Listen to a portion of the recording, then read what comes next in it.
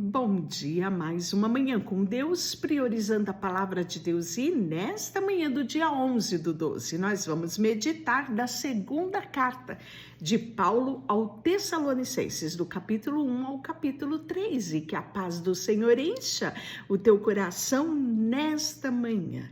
Então, mais uma carta de Paulo, agora a segunda, né? Então, temos 1 Tessalonicenses e agora a segunda Tessalonicenses. A igreja de Tessalônica, que era a capital da Macedônia e era o maior centro comercial que ligava tanto a Macedônia quanto ao Império Romano, né, pelo lado leste.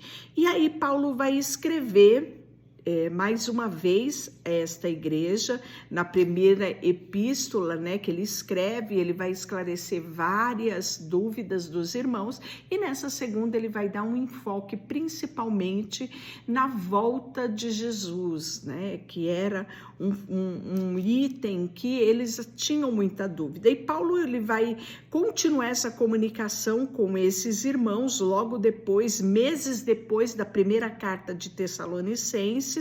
Ele ainda estava em Corinto quando ele escreve essa segunda carta, e nós vamos ver que ela tem assim, você vê que ela traz uma continuidade dos assuntos da primeira. E você vai ver que ele começa a saudação basicamente da mesma forma que ele começa a saudação do capítulo 1, né? Onde Paulo, Silvano e Timóteo, da mesma forma que na segunda, a igreja dos Tessalonicenses, em Deus nosso Pai e Senhor Jesus Cristo, graça e paz a vós outro, da parte de Deus Pai e do nosso Senhor Jesus Cristo. E aí ele fala: irmãos, cumpre dar sempre graças a Deus, no tocante a vós outros, como é justo, pois a vossa fé cresce sobremaneira e o nosso mútuo amor de uns para com os outros vai aumentando. Olha que coisa maravilhosa, não é? Os irmãos ali, eles tinham essa prática, né? E eles cresciam, a igreja se desenvolvia nesse amor mútuo de um para com os outros, tal ponto que nós mesmos nos gloriamos de vós, nas igrejas de Deus, à vista da nossa constância e fé em todas as vossas perseguições e nas tribulações que suportais. Então, era uma igreja que estava em pleno crescimento de amor, de cooperação, de unidade.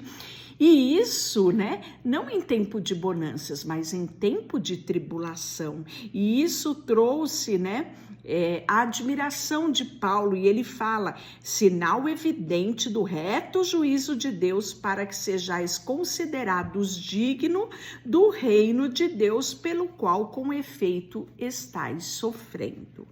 E aí ele fala: a vós outros que sois atribulado, alívio juntamente convosco, quando do céu se manifestar o nosso Senhor Jesus Cristo com anjos do seu poder, né? E aí olha como ele finaliza o capítulo 1, né? A fim de que o nome do nosso Senhor Jesus Cristo seja glorificado em vós, e vós nele, segundo a graça do nosso Senhor Deus e o nosso Senhor Jesus Cristo. E aí ele vai começar a falar o objetivo dessa carta, que é trazer essa revelação, esse esclarecimento a respeito da vinda do Senhor, tempo de apostasia. Irmãos, no que diz respeito à vinda de nosso Senhor Jesus Cristo e a nossa reunião com ele, nós vos exortamos a que não vos demovais da vossa mente com facilidade, nem vos perturbes, quer em espírito, quer por palavra, quer por epístola, como se procedesse de nós, suponho que tenha chegado o dia do Senhor. Ninguém de nenhum modo vos engane, porque isto não acontecerá sem que primeiro venha a apostasia e seja revelado o homem da iniquidade e o filho da perdição, né? Olha só, né, que Paulo fala aqui: o qual se opõe e se levanta contra tudo que se chama Deus ou é objeto de culto, a ponto de assentar no santuário de Deus, ostentando-se como fosse o próprio Deus. Olha só, né? Daniel fala um pouquinho disso lá em Daniel 11:36. E aí ele fala: não vos recordais de que ainda convosco eu costumava dizer-vos estas coisas, e agora sabeis que o detém, para que seja revelado somente em ocasião própria. E aí ele vai falar sobre o caráter do homem da iniquidade. Olha só, com efeito, o mistério da iniquidade já opera e aguarda somente que seja afastado aquele que agora o detém. Sabe quem detém isso? O mistério da iniquidade que já opera nos dias de hoje.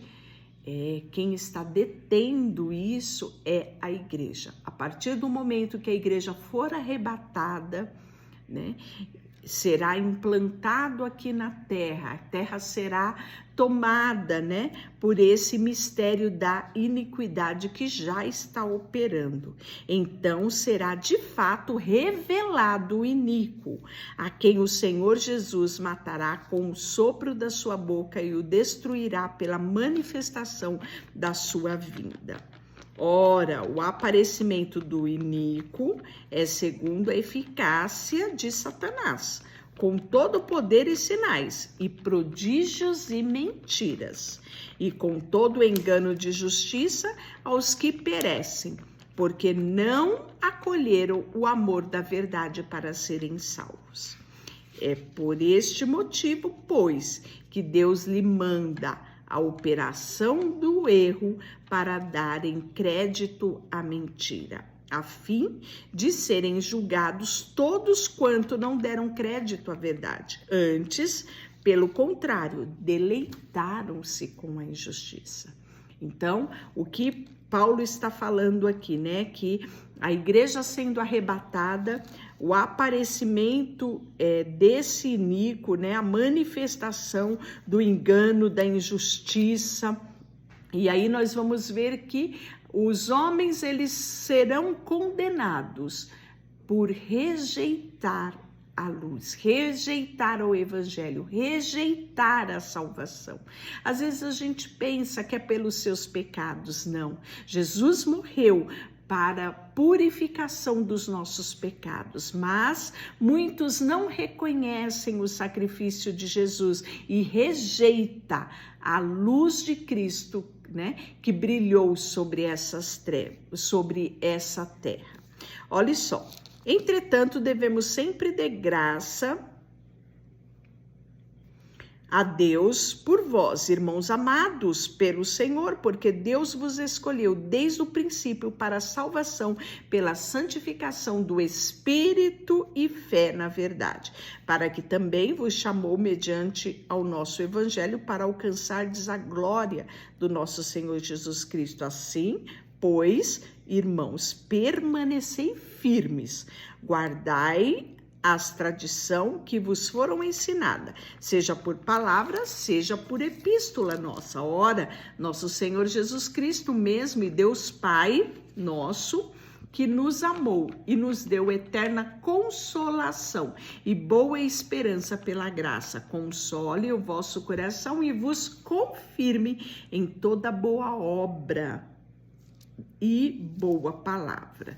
E aí nós vamos ver que Paulo, ele finaliza no capítulo 3, pedindo oração aos irmãos. Finalmente, irmãos, orai por nós, para que a palavra de Deus se propague, seja glorificada, como também está acontecendo entre vós, para que sejamos livres dos homens perversos e maus, porque a fé não é de todos. Todavia, o Senhor é fiel, ele vos confirmará e guardará do maligno. Nós também temos confiança que em nós, no Senhor, de que não só estáis praticando as coisas que vos ordenamos, como também continuareis a fazer. Ora, o Senhor conduz o vosso coração ao amor e à constância em Cristo. Olha que importante, né? Essa constância, perseverança. Nós vos ordenamos, irmãos, em nome do nosso Senhor Jesus Cristo, que vos aparteis de todo irmão que anda desordenadamente, não segundo a tradição que nós recebemos, né? Que vocês também receberam. Pois vós mesmo estáis ciente do modo, porque vos convém imitar-nos, visto que nunca nos portamos desordenadamente entre vós. Nem jamais comemos pão às custas dos outros, pelo contrário, em labor, em fadiga, de noite e de dia trabalhamos, a fim de não sermos pesados a nenhum de vós. Não porque não tivemos esse direito, mas porque temos em vista oferecer-vos exemplo em nós mesmos para nos imitardes. Porque quando ainda convosco vos ordenamos isto, se alguém não quer trabalhar, que também não coma. Pois de fato estamos informando que entre vós há pessoas que andam desordenadamente, não trabalhando, antes se intrometem na vida alheias. A ela, porém, determinamos e exortamos no Senhor Jesus Cristo que, trabalhando tranquilamente, coma o seu próprio pão. E vós, irmãos, não vos canseis de fazer o bem. Caso alguém não preste obediência à vossa palavra, dada esta epístola, notai-o, nem vos associeis a ele, que fique envergonhado. Todavia, não o considereis por inimigo, mas adverti-o como irmão. Ora, o Senhor de paz, ele mesmo, vos dê continuadamente paz em todas as circunstâncias.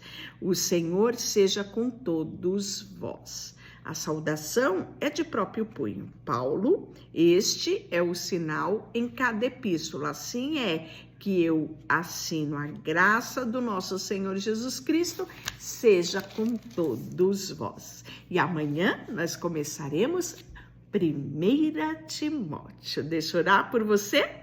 Senhor, nesta manhã, colocamos diante de Ti o nosso coração, a nossa vida, tudo que temos e tudo que somos. Em nome de Jesus, amém. Deus te abençoe.